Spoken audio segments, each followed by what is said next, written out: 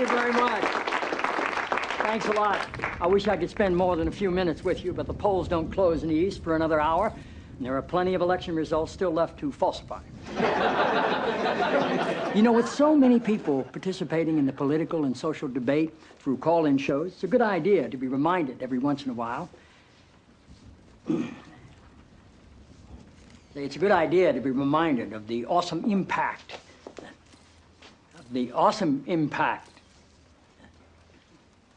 I'm sorry. You're Dr. Jenna Jacobs, right? Yes, sir. It's good to have you here. Thank you. The awesome impact of the airwaves and how that translates into the furthering of our national discussions, but obviously also how it can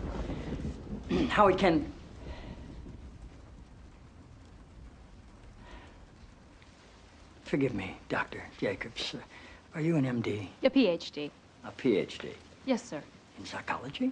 No, sir. Theology? No. Social work? I have a PhD in English literature. I'm asking because on your show, people call in for advice, and you go by the name Dr. Jacobs on your show, and I didn't know if maybe your listeners were confused by that and assumed you had advanced training in psychology, theology, or healthcare. I don't believe they are confused, no, sir. Good. I like your show. I like how you call homosexuality an abomination.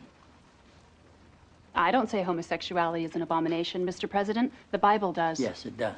Leviticus. 18:22. Chapter and verse. I wanted to ask you a couple of questions while I had you here. I'm interested in selling my youngest daughter into slavery, as sanctioned in Exodus 21:7. She's a Georgetown sophomore, speaks fluent Italian, always cleared the table when it was her turn. What would a good price for her be? While thinking about that, can I ask another? My chief of staff, Leo McGarry, insists on working on the Sabbath. Exodus 35:2 clearly says he should be put to death. Am I morally obligated to kill him myself, or is it okay to call the police? Here's one that's really important, because we've got a lot of sports fans in this town. Touching the skin of a dead pig makes one unclean, Leviticus 11:7. If they promise to wear gloves, can the Washington Redskins still play football? Can Notre Dame? Can West Point? Does the whole town really have to be together to stone my brother John for planting different crops side by side? Can I burn my mother in a small family gathering for wearing garments made from two different threads? Think about those questions, would you? One last thing. While you may be mistaking this for your monthly meeting of the ignorant tight-ass club, in this building when the president stands, nobody sits.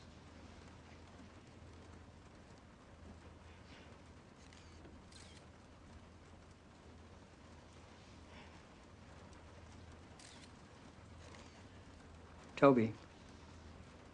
Yes, Mr. President. That's how I beat him.